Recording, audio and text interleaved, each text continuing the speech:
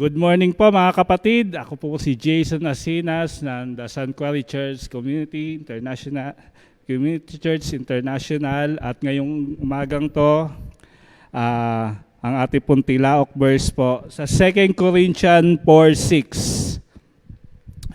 For God who said, "Let shine out of darkness as a shone of hearts to give the light of the knowledge of the glory of God in the face of Jesus Christ." Tayo po'y manalangin. Panginoon, salamat sa umagang to na binigyan niyo kami ng magandang umaga, na andito kayo, na patuloy kayo nagbibigay ng pag-asa sa bawat isa na nandito. Basta niyo nakakakinig, nanonood ng iyong salita na maihayag po sa bawat isa at maging ilaw sa bawat isang nakakakinig, at ma-spread ang iyong salita, maitaas lang ang inyong pangalan. Basta niyo inyong munting alipin at gamitin niyo lamang po para sa inyong kapurihan, Lord Jesus. Salamat po, Lord. Ito ang aking samot dalangin sa pangalan ninyo, pangalan ni inyong Panginoong Jesus. In Jesus' name we pray. Amen. Panginoon, mga kapatid, title ng ating tilaokos ngayon, araw na to, ay Liwanag sa Dilim.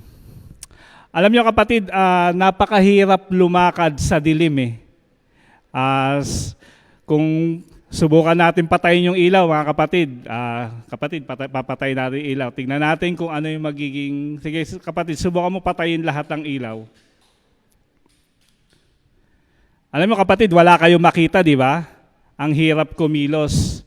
Ang hirap kumilos ang bawat tao na nasa ilalim ng dilim. Pero yung point pero kung anong dala-dala ba ng verse na to? Kapatid, sabi sa 2 Corinthians, sige kapatid, buksan mo na.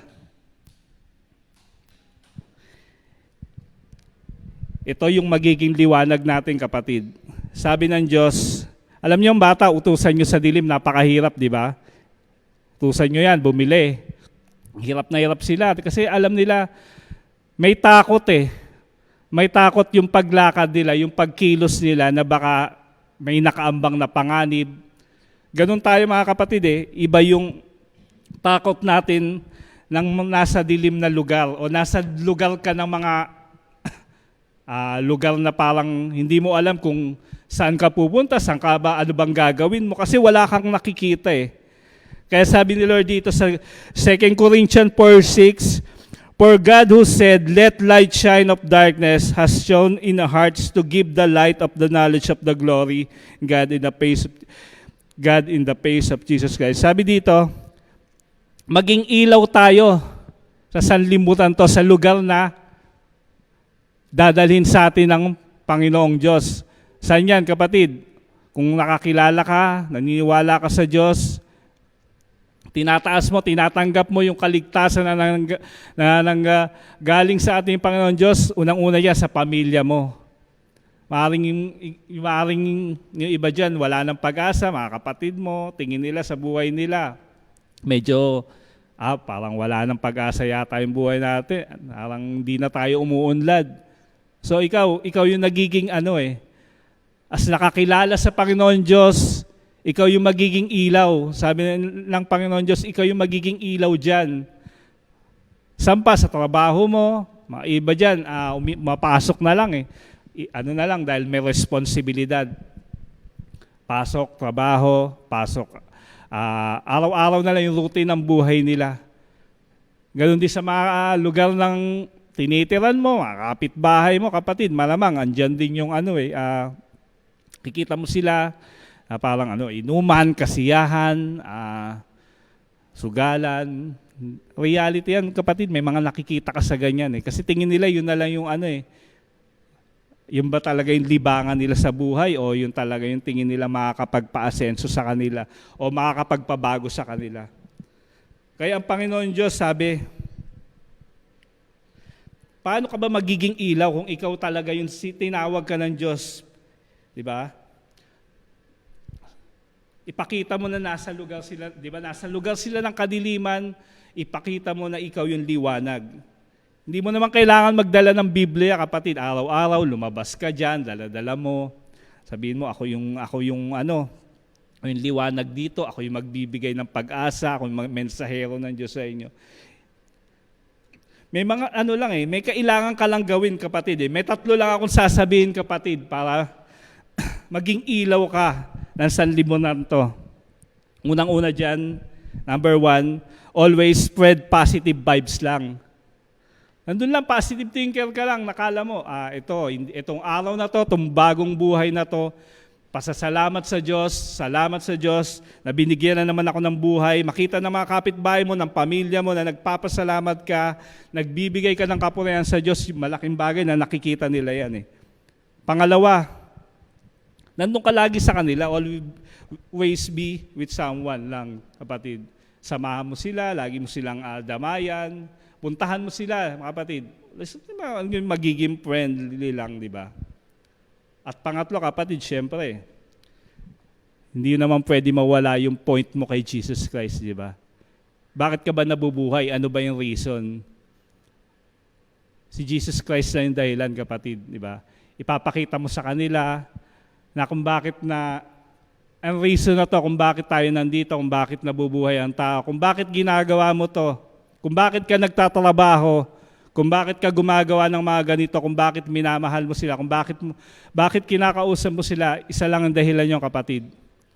Si Jesus Christ lang. Yan lang yung 3 para sa akin na ipakita mo, hindi mo kailangan pakita na mayroon akong bilog dito, isa akong anghel, o may Biblia akong 2. Ipakita mo lang yung itong 3 para sa akin lang, always positive, always be with someone, at higit sa lahat, syempre, yung testimony mo lagi kung bakit ka nabubuhay kundi dahil kay Jesus Christ. Sa John 8:12, muling nagsalita si Jesus sa mga Pariseyo. Sinabi niya, ako ang ilaw ng sanlibutan. Ang sumusunod sa akin ay magkakaroon ng ilaw sa kanyang buhay na di lalakad sa kadiliman. Ang pagkakilala sa Panginoon Diyos ay isang uri ng pagtanggap sa kanyang liwanag, di ba? Ikaw yung magiging liwanag sa kadiliman sa lugar na to, sa libutang to, madilim dito sa lugar na sanlibutan to kadiliman na nandun yung puro kasalanan, nandito yung kadiliman na wala nang parang tingin nila, wala nang pag-asa. Pero sabi ng Diyos, sabi ng Panginoon Diyos, ang Panginoong Hesus ang liwanag, ang magbibigay liwanag, ang sumunod sa Kanya magkakaroon ng ilaw ng buhay at di nalalakad sa kadiliman. Sabi sa Mateo 5:14-16, kayo ang ilaw ng sanlibutan, ang isang lungsod na nakatayo sa ibabaw ng isang burol ay hindi maitatago. Hindi rin sinisindihan ng sino man ang ilawan upang ilagay sa ilalim ng takalan. Ngunit ito inilalagay sa lagayan ng ilawan at nagliliwanag sa lahat ng nasa bahay. Kumbaga, ang ilaw hindi nilagay para lang itago, kapatid o ilagay sa ilalim ng lamesa yan. Nilagay yan para, di ba, pagmasdan nyo lahat ng ilaw, nasa taas lagi yan kasi gusto nila, kasi ito yung nagbibigay lang liwanag Ito yung parang nagbibigay pag-asa na ito, kaya kong gawin to kasi may ilaw, may liwanag, kaya kong puntahan to, kaya kong gawin ang lahat ng bagay at nakikita ko na, although maliliit na yan, kasi sa liwanag ng ilaw, ito yung nagiging pag-asa. Yan ang Panginoon Diyos natin, siya yung tanging liwanag at pag-asa natin. Bilang isang anak ng Diyos, paliliwanagin at gagamitin ka para magliwanag ang mga taong nasa kadiliman. Yan yung tinutukoy sa 2 Corinthians 4:6 na ikaw ay magiging liwanag sa kadiliman. Yun lang, kapatid, matuto tayong kumilala dahil sa tunay na liwanag ng ating buhay. Walang iba kundi ating Panginoong Diyos, Panginoong Hesukristo. Salamat, Panginoon, na patuloy niyo kaming kinilala at binigyan ng pag-asa. At ito yung nagbibigay sa atin ng pag-asa, yung liwanag na bigay niya na may spread natin sa mga mahal natin sa buhay. Yun lang, kapatid, ating prayer focus Ngayon, prayer to see and know the glory of God, claiming the light of Jesus in darkness in the broken world. Ito, sira na talaga ang yung sanlibutan to eh. Kumbaga, yung ilaw na lang, tayo na lang, Christian, mga ilaw ng sanlibutan, ang Panginoong Diyos na nagbigay ng liwanag na lang dito yung nagbibigay ng pag-asa. Diba? Ayun yung ating prayer focus. Tayo po'y manalangin. Panginoon, salamat na ginawa nyo kaming ilaw ng sanlibutan to. Salamat, Lord, na binibigay nyo ng pag-asa mga taong nasa kadiliman. Panginoon, gamitin nyo kami sa mga taong parang wala ng pag-asa, tingin nila na wala ng pag-asa, wala ng pupuntahan ng buhay. Parang tingin nila nasa kadiliman sila eh. Gawin nyo kaming ilaw para sa kanila na maraming taong maliligtas, maraming taong maglilingkod at magagamit sa inyong ubasan. Alam namin na sa mga sign na dumarating, alam namin na parating na kayo.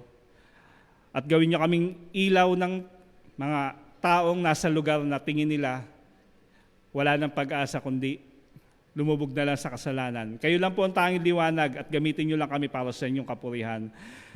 Prayer request po din po sa ilang-ilang, magpatuloy at lumago ang gawain sa Barangay Pinyahan at patuloy pa po siyang lumago. Marami pa pong makakilala, yung mga nasa kadiliman po doon ay patuloy pa rin pong magbigay liwanag ang mga taong ginagamit doon. Ganon din guidance, protection po sa kay Brother Ezra, na papunta po Surigao. Balutin niyo siya ng banal lugo, bigyan niyo siya ng kaligtasan na nanggagaling po sa inyo. Complete healing din po sa kay AJ Fernandez, sa nangyayari pong flu ngayon. Marami pong may sakit ngayon, Lord Jesus, I claim, O God, mga Christian ngayon, mga Christian na naniniwala sa inyo, Lord Jesus, ay tatanggap ng kagalingan in Jesus' name na nanggagaling po sa inyo. Healing din po sa aking tatay, kay Brother Jess, na nagkaroon ng konting accident, head injury sa ulo. I claim, O God, na andun din po yung kamay nyo na God, papagaling din po, O God. Magkaroon din po ng fruit of Holy Spirit, spiritual, physical strength po sa Villegas family, from Jeneline Constantino po na tinatanggap niya, O God, na ito pong strength, family strength, or spiritual strength ay nanggagaling po lagi lang sa inyo, Lord Jesus, Lord. From Jim Magat po, good health po sa family niya, kay Baby Charlie na may sipunan naman po na flu, na nangyayari po sa ngayong panahon. Lord Jesus, I claim, Lord God, Lord, na ang aming panalangin, Lord Jesus, ay patuloy na dumating po sa inyo. Paano, Lord Jesus, I claim, O God, ito, O God, sa inyong tamis na pangalan. In Jesus' name we pray, Amen. Thank you po, salamat po.